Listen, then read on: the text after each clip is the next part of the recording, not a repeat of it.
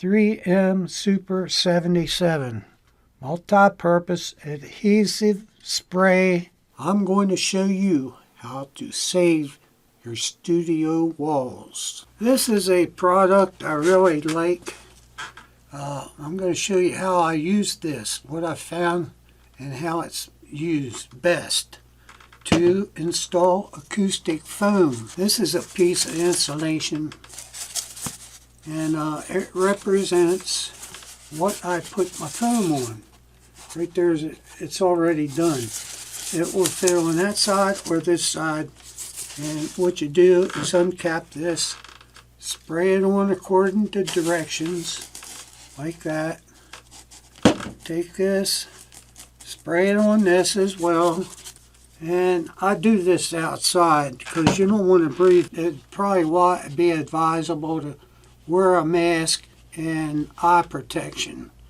But that thing's on there forever. So we're going to take you outside. Spray uniform coat. Allow adhesive to dry until tacky. Test for tackiness by gently touching the adhesive with your knuckle. If adhesive transfers to your skin, it is too wet.